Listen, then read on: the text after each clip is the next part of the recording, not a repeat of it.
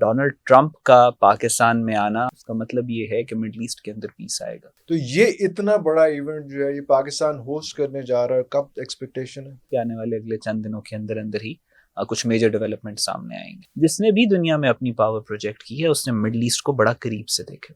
Middle asset کے اندر جو بھی فیصلے ہوتے ہیں وہ ڈائریکٹلی افیکٹ کرتے ہیں پوری دنیا کو.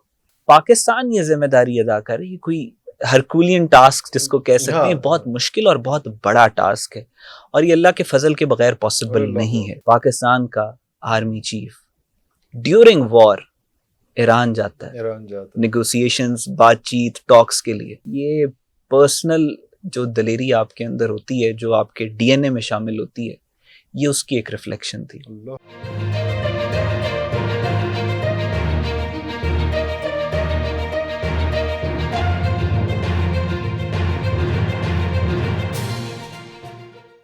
اس وقت جو سارا ایک پورا ایک پلیٹ فارم پورا ایک کھچا ہوا ہے پوری دنیا کا, پاکستان کہاں پہ سٹینڈ کر رہا ہے؟ بہت شکریہ عرفان بھائی.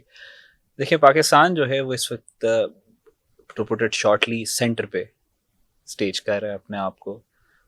دنیا میں آپ جو reshaping of the world دیکھ رہے ہیں, جو reshaping of the world order دیکھ رہے ہیں, جو redrawing of security apparatus دیکھ رہے ہیں, جو پوری دنیا کا جیو پولیٹیکل اسٹرکچر اس وقت چینج ہو رہا ہے, دنیا میں جس بھی طرح کی تبدیلیاں اس وقت آ رہی ہیں جو کہ ڈیسائیڈ کریں گی کہ آنے والے 100 سال یا 200 سال دنیا آگے کیسے چلے گی, پاکستان اس کے سینٹر کے اوپر آپریٹ کر رہا ہے. پاکستان صرف اس سے افیکٹ نہیں ہوگا, پاکستان شیپ کرے گا, اور اگر آپ مجھے اجازت دیں تو پاکستان ڈٹرمن بھی کرے گا کہ وہ سسٹم انشاءاللہ کس طریقے سے چل رہا ہے. جیسے آپ نے بھی ڈونلڈ ٹرمپ کی بات کی, سو ڈونلڈ ٹرمپ کا پاکستان میں آنا ہمیں لگ رہا ہے پاکستان کے اندر وی آر ڈسکسنگ کہ جی ڈونلڈ ٹرمپ پاکستان آ رہا ہے اور وہ میمز اور وہ سب کچھ چل رہا ہے, لیکن as an international relation expert Donald Trump امریکہ کے پریزیڈنٹ کا پاکستان میں آنا, ہی ول کم ٹو پاکستان, اس کا مطلب یہ ہے کہ مڈل ایسٹ کے اندر پیس آئے گا. مڈل ایسٹ کے اندر پیس کا مطلب یہ نہیں ہے کہ صرف جنگ رک جائے, اس کا مطلب یہ ہے کہ جو ایران نے کہا تھا مجھے سسٹینیبل پیس چاہیے, وہ سسٹینیبل پیس جو ہے وہ قائم ہوگا. وہ سسٹینیبل پیس کیسے قائم ہوگا کہ پورے جی سی سی کنٹری کے اندر کچھ نہ کچھ چینجز آئیں گی اس سیکورٹی ایپریٹس میں جو پچھلی 8 دہائیوں سے رائج ہے. سو ڈونلڈ ٹرمپ کا پاکستان میں آنا is going to guarantee a lots of other things جو کہ پورے مڈل ایسٹ کے اندر اور پھر ریجن اور پھر اس کے بعد جو گلوبل انوائرمنٹ ہے اس کو شیپ کریں گی.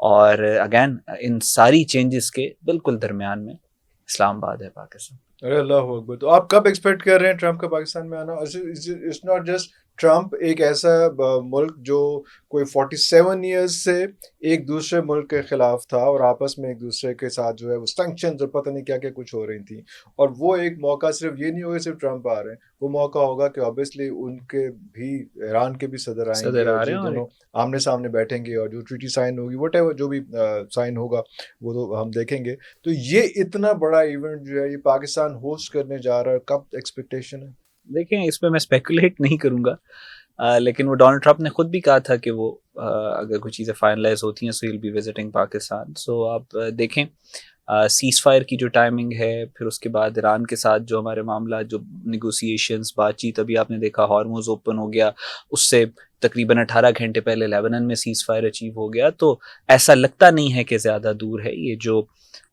جو نیگوسیشنز یا ان کا جو پیس نیگوسیشن ٹاکس چل رہی ہیں ان کا فائنل راؤنڈ جس میں ایک سسٹینیبل فریم ورک کی طرف ہم جائیں گے, پیس کا, سسٹینیبل پیس کا مڈل ایسٹ کے اندر, آئی ڈونٹ تھنک کہ وہ زیادہ دور ہے. کوئی انسائڈ انفارمیشن میرے پاس نہیں ہے, لیکن جو سائنز اور انڈیکیشنز ہیں ان کو ایگزامن کرنے کے بعد آپ کو نظر آتا ہے کہ آنے والے اگلے چند دنوں کے اندر ہی کچھ میجر ڈیولپمنٹ سامنے آئیں گے. ایک بہت بڑا اور بھی چینج تھا, وہ یہ تھا کہ ہمارے چیف صاحب جو ہیں وہ گئے ایران میں اور وار زون میں جا کے, اور ایک دن نہیں کچھ دن وہاں پہ رہ کے آئے, صرف اپ اینڈ ڈاؤن نہیں کیا انہوں نے, 21 گھنٹے صرف نہیں گزارے, بہت زیادہ ٹائم گزارا. اور جس جگہ پہ گئے وہ تھوڑا سا میں چاہوں گا کہ آپ ایکسپلین کریں کہ یہ ڈیئر جو ہے یہ کسی اور ملک کے کسی انسان نے نہیں کیا ہے. اور اس دوران جب ساری چیزیں ہو رہی تھیں تو ہمارے جو پرائم منسٹر صاحب تھے اور جو فارن منسٹر تھے وہ کن کن روٹس پہ تھے اور ہمارے فائنانس منسٹر اس ٹائم پہ کن کن روٹس پہ تھے. یہ ایک دم یہ سارا کچھ جو ہو رہا تھا اس کو تھوڑا سا آپ ایکسپلین کریں گے؟ بہت ساری چیزیں ایسی ہو رہی تھی. دیکھیں جو مڈل ایسٹ ہے اس کے بارے میں برنزنسکی نے ایک کتاب لکھی دی grand chess board.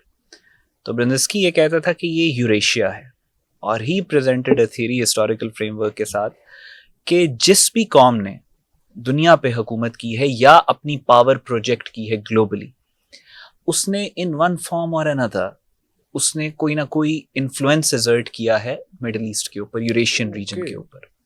You start of Roman empire, Persian empire, پیچھے الیگزینڈر کا آپ چلے جائیں, آپ اس کے بعد یہ یو ایس کی ابھی آپ بات کر لیں, آپ سوویت یونین کی بات کر لیں, آپ آٹومنس کی بات کر لیں, آپ منگولز کی بات کر لیں.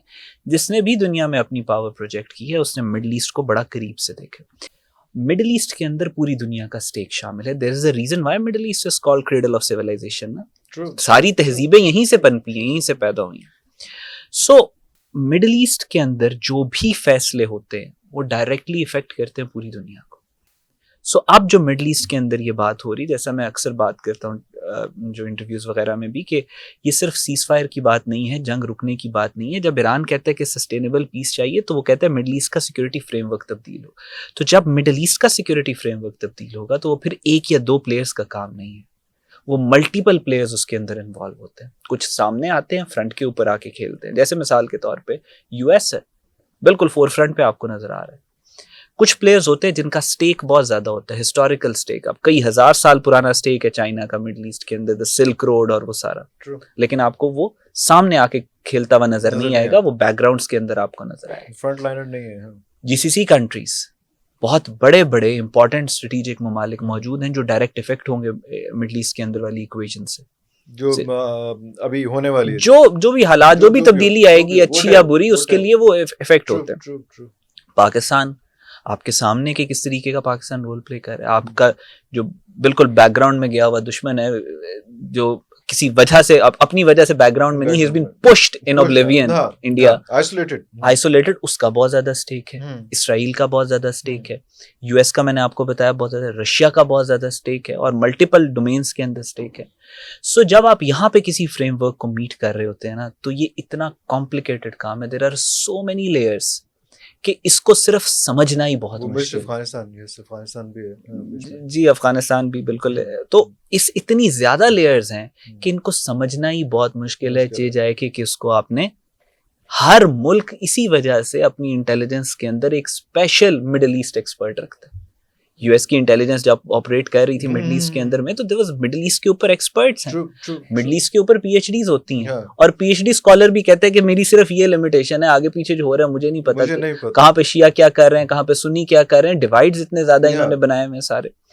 سو جب پاکستان یہ ذمہ داری ادا کرے, یہ کوئی ہرکولین ٹاسک جس کو کہہ سکتے ہیں, بہت مشکل اور بہت بڑا ٹاسک ہے, اور یہ اللہ کے فضل کے بغیر پاسبل نہیں ہے. اور جس طریقے سے تو پاکستان کی جو آپ نے بات کیا کہ وزٹس ہو رہے ہیں, فائنانس منسٹر جو ہیں وہ گئے الگ جا رہے ہیں, ہمارے فارن منسٹر جو ہیں اور شہباز شریف صاحب جو ہیں وہ سعودی عربیہ اور وہ ٹرپ کر رہے ہیں. تو سب سے امپورٹنٹ اور سب سے ڈیفیکلٹ اس ساری ایکویژن اور سچویشن کے اندر جو, اور سب سے کریجیس بھی میں اسے کہوں گا, وہ آرمی چیف کا, فیلڈ مارشل کا, سی ڈی ایف کا وزٹ تھا ایران کا. اور it is not just about geopolitics. یہ پرسنل جو دلیری آپ کے اندر ہوتی ہے, جو آپ کے ڈی این اے میں شامل ہوتی ہے, یہ اس کی ایک ریفلیکشن تھی. مطلب آپ نے دیکھا ہے کہ وہ وہاں پہ گئے ہیں, اور جس طریقے سے اسرائیل نے دیکھیں, اسرائیل آپریٹ کرتا ہے پرسیپشن کے اوپر. انہوں نے پرسیپشن بنایا کہ ہم انوینسیبل ہیں. ٹھیک ہے, وہ آپ سے پہلے تک ان کا پرسیپشن تھا کہ آپ اسرائیل کو, انہوں نے پرسیپشن بنایا ہم دنیا کو کنٹرول کریں. ہوا کریٹ کیا. جو ڈسپینزا, میں آپ کے ویورز کو کہوں گا اس کو ضرور پڑھیے گا, ایک امریکن سائنٹسٹ ہے, اس نے بہت کام کیا پرسیپشن کے اوپر کہ mind believes in the body conceives. اور وہ ایک اس نے اپنی اس کی اسپائنل کارڈ کی انجری تھی جو اس نے صرف تھاٹس سے اس کو ٹریٹ کیا, اور اس نے سائنٹیفکلی پروف کیا کہ میں نے ایسے ایسے کیا. اتنا طاقتور ہوتا ہے آپ کا دماغ. اتنا طاقتور ہوتی ہے آپ کی سوچ. سو یہ اسرائیلیز دے کریٹڈ اے پرسیپشن ہم دنیا کو کنٹرول کر رہے ہیں. مسلمان ملک کا ہر رولر ہماری جیب میں, ہم نے ہر کو خریدا ہوا ہے. مسلمان دنیا کے ہر عالم کو ہم نے خریدا. ہوتا کیا ہے جب آپ یہ پرسیپشن کریٹ کرتے ہیں تو پھر پوری مسلم دنیا کے اندر ہوپ لیسنس پھیلتی. کہتے ہیں ہم نے کیا کرنا ہے کام, ہمارے لیڈرز تو بکے ہوئے, ہمارے علماء تو بکے ہوئے, ہمارے بڑے تو بکے ہوئے, سب تو اسرائیل کی گود میں. ایک نیریٹو ہوتا ہے ہوپ لیسنس. کیوں قرآن میں کہا گیا کہ مایوسی کفر ہے.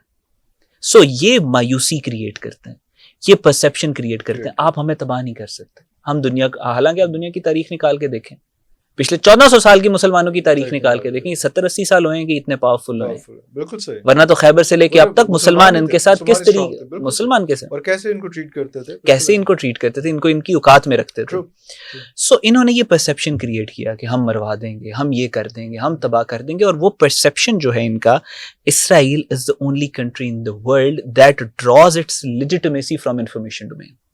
انفارمیشن ڈومین, انفارمیشن وارفیئر ہے سارے کا سارا. وہ جو کریٹ کرتے ہیں اپنے وجود کے لیے, امریکہ سے پیسے لینے کے لیے, فوجیں لینے کے لیے, اپنی ایگزسٹنس مڈل ایسٹ کے اندر رکھنے کے لیے, دنیا کے اوپر اپنا فارن پالیسی جنریٹ کرنے کے لیے, اپنی ملٹری کو جسٹیفائی کرنے, ہر چیز کے لیے ان کے پاس صرف انفو آپس ہوتے ہیں, انفارمیشن ڈومین کے اندر آپریشنز کرتے ہیں. That's all. وہ ساری پرسیپشن جو ہے اسی کے تھرو یہ آپریٹ کرتے ہیں. انہوں نے پرسیپشن کریٹ کیا.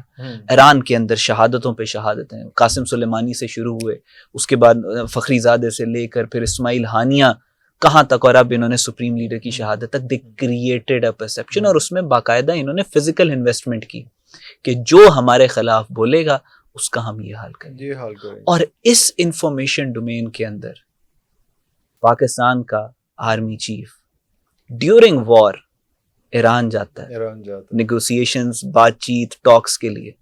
And he stays there. He does not only, صرف وہاں پہ he was not only staying there, road کے اوپر آتا ہے. ہاں, روڈ کے اوپر آتا ہے.